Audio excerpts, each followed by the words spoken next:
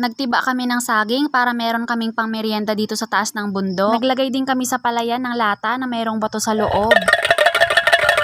Kakarating pa nga lang namin dito sa may palay na tanim ni Papa na makita namin na ang dami na namang maya. Panay ang hampas ni Papa na 1.5 sa may gulok niya para maabog yung mga maya.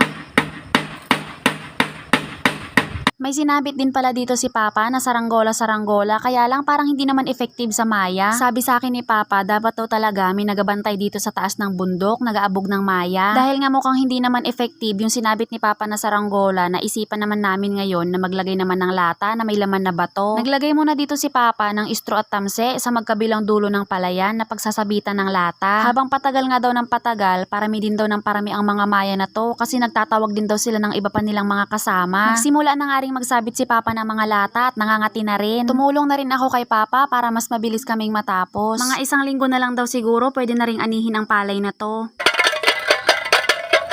Kailangan pa rin pala talagang hilahin sa dulo para tumunog yung lata. Parang ganun din pala to sa saranggola na nilagay ni Papa, hindi rin makaabog kapag wala kami. Sabi ko nga dito kay Papa, hayaan na lang kaya natin silang kumain. Total maliliit lang naman sila, hindi naman siguro marami makakain nila. Ganito pala yung itsura ng mga kinainan ng maya. Hindi rin pala talaga pwede kapag pinabayaan lang sila. Talagang uubusin nila hanggat may makita sila na matutuka nila. Kaunting bantay pa, malapit na rin naman to anihin, 1 linggo na laang. Ganito daw sana lahat ng bunga, sabi ni Papa, makapal. Hindi katulad dun sa kabilang gilid na halos makalbo na talaga ng maya. Sakto naman na may nakita kami ditong saba na saging na tibain na. Hindi pa nga namin alam dito kung saan namin siya banda ibabagsak at malamang sa malamang mababagsakan ang mga palay. Pero okay lang daw, sabi ni Papa, mapapakinabangan pa rin naman daw yung mga nabagsakan na palay. At eto na nga, binuhat na ng asawa ko ang isang buwig na saba na saging. Grabe, hitik na hitik sa bunga. Ang dami niyang bunga tsaka ang lalaki pa. Thank you Lord sa blessing, sana laging ganito. Magulang na rin pala siya, buti na lang talaga hindi pa kami nauunahan ng daga at paniki. Kapag nagtitiba pala kami ng saging, yung puno na pinagkuhanan namin, hinahati-hati namin yon. Tapos ilalagay namin sa mga katabi niya na puno kasi pataba pa rin yon. Tsaka minsan, kapag nabubulok na yung mga saging dito, nakakakuha kami ng mga kabuti. Grabe, natutuwa talaga ako sa natiba namin ngayong araw dahil ang ganda-ganda ng mga bunga niya. Pinabuhat ko na nga to sa asawa ko at hindi naman to kayang buhatin ng papa ko. Hindi na namin to dadalahin sa bahay, dito na lang to sa kubo para may merienda kami. Ito pala yung pinakaunang tanim ni Mama na kamote. Tinitingnan niya dito kung meron pa daw kayang natirang laman. Kasi nakita namin dito na ang daming pinaghukayan ng mga daga. Grabe din makapangos ng tubo ang anak ko. Lagi siyang ganyan tuwing aakyat dito sa taas. Lagi yan kumakain ng tubo. Syempre ako din magapangos. Nauuhaw na kasi talaga ako dito. Nakalimutan kasi naming magbaon ng tubig dito sa taas ng bundok. Kaya magpangos na lang din muna ako ng tubo para naman mapawi yung uhaw ko kahit papaano. Andito na naman si JR. Makikichismis na naman siya sa amin. Uupo sana siya dito sa nakasako na ipa. Sabi ko sa kanya, huwag kang umupo dyan at maraming hanip. Nag-uusap nga sila dito ni Papa. Sabi ni JR kay Papa, wala daw kasing tiniktong palay kaingin na tinanim ni Papa, kaya daw paboritong kainin ng mga maya. Sabi naman ni Papa kay JR, bakit ngayon mo lang sinabi, idi sana napalitan ko pa yung binhe na itinanim ko dati. Magasimula na namang magnganga si JR dito. Sabi ko sa kanya dito, patingin nga ako kung ano yung mga nginanganga mo na yan. Ito raw kulay puti na to na nakalagay sa takip ng